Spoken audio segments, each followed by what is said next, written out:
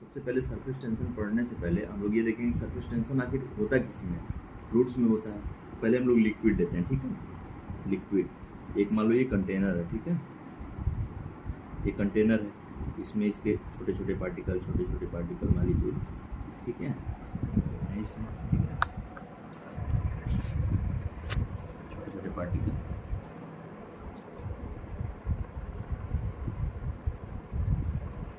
और ये जितने भी पार्टिकल हैं एक दूसरे से किससे बंधे हुए हैं, इंटरमॉलिक्यूलर फोर्स। इनके बीच में कौन सा फोर्स लग रहा है, इंटरमॉलिक्यूलर फोर्स, ठीक है। लेकिन बेटा ये ऑब्जर्व करने वाली बात है, जैसे मान लो ये मैंने इस पॉइंट को लिया, मान लो ये पॉइंट ए है, ठीक है। ये पॉइंट कौन सा है, ए पॉइंट के जो भी मॉलिक्यूल होंगे फ्लूइड के या लिक्विड के, ठीक है, इस पे जो इंटरमॉलिक्यूलर फोर्स लग रहा होगा इसके तरफ चारों तरफ से, इसके चारों तरफ से क्या लग रहा होगा, इंटरमॉलिक्यूलर फोर्स, क्योंकि इसके चारों तरफ क्या है, छोटे छोटे मॉलिक्यूल हैं किसके, लिक्विड के। जबकि एज ए कंपेयर हम लोग देखा जाए सरफेस पे बेटा, तो सरफेस पे मान लो ये वाला पार्टिकल, मान लो ये बी पार्टिकल है, ठीक है। ये कौन सा पार्टिकल है, पार्टिकल बी है, ठीक है। तो जब मैं बी पार्टिकल ए के कंपेयर में मैं बी को देखता हूँ तो ठीक है, इस पर मैं भी मान रहा हूँ कि नहीं ठीक है, इस पर भी इंटरमॉलिक्यूलर फोर्स लग रहा है, बट एज कंपेयर ए के कंपेयर में बी पे क्या लग रहा है, इंटरमॉलिक्यूलर फोर्स कम लग रहा है। क्यों, क्योंकि अब इसके चारों तरफ तो इसके पार्टिकल है नहीं, या तो इसके नीचे है या फिर इसके पीछे है। अब चारों तरफ इसके तो इंटरमॉलिक्यूलर फोर्स चारों तरफ से तो लग नहीं रहा है।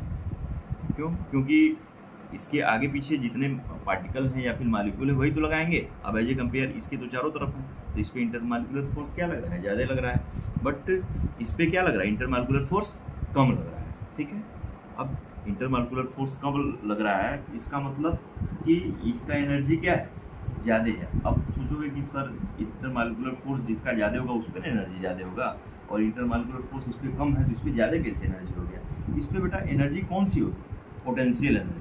कौन सी एनर्जी होगी, पोटेंशियल एनर्जी होगी। और हम लोग ये जानते हैं कि अर्थ पे कोई भी मॉलिक्यूल हो या फिर कोई भी मैटर हो, वो क्या करता है, अपने रखना चाहता है, स्टेबल रखना चाहता है, ठीक है।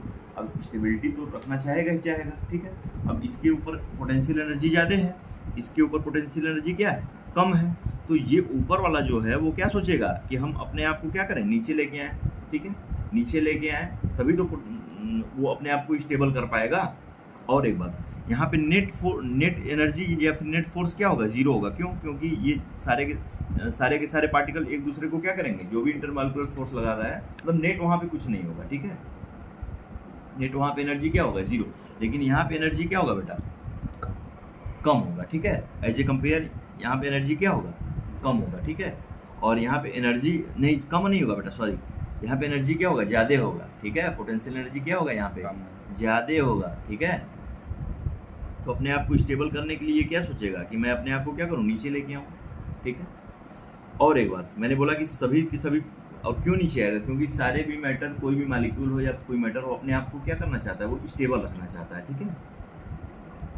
स्टेबल रखना चाहता है, इसलिए ये सोचेगा क्या कि मैं नीचे आ जाऊँ। और एक बात, अब तक तो हम लोग ने समझा सरफेस और ये एनर्जी के बारे में, लेकिन अब हम लोग बात करेंगे सरफेस टेंशन या फिर सरफेस एनर्जी। ये जो एनर्जी मैंने बोला ये पोटेंशियल एनर्जी होता है, इसी को हम लोग क्या बोलते हैं, सरफेस एनर्जी, ठीक है। इसको हम लोग क्या बोलेंगे, सरफेस एनर्जी।